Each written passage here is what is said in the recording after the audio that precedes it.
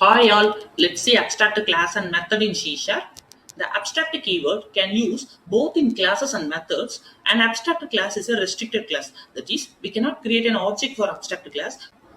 To access abstract class members, we have to inherit that class into another class and access it.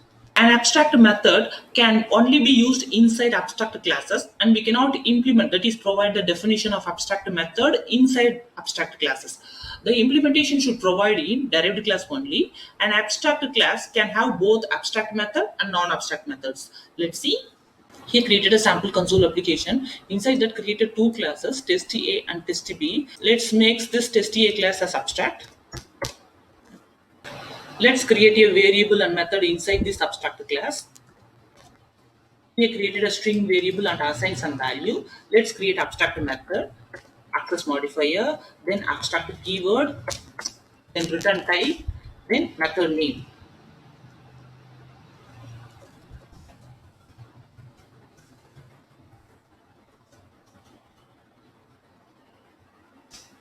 If I try to provide the implementation inside this abstract class, it will show an error message because abstract method should have only declaration. So we cannot provide the implementation of abstract method inside abstract class. Let's create a non-abstract method.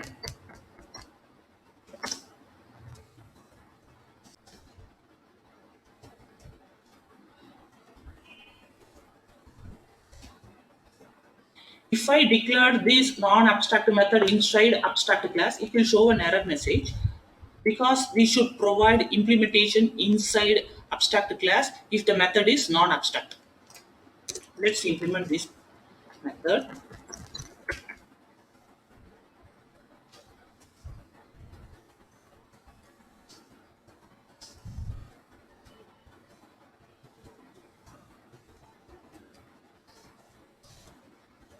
So in abstract class, we cannot provide implementation, that is definition of abstract method, and we should provide the definition of non-abstract method.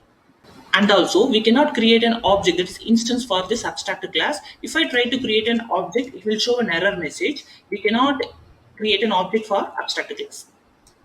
So if we want to access these members, we have to inherit this abstract class into another class. So let's inherit this abstract class into test B. If I inherit abstract class, then we should provide the definition of abstract method. The abstract class may or may not have abstract method.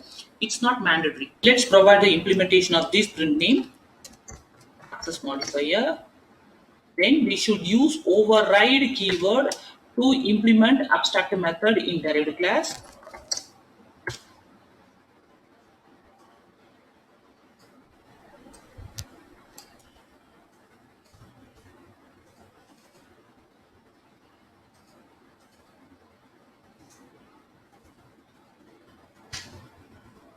By using test_b class object, we can access this abstract method and non-abstract method. Let's create an object for test_b.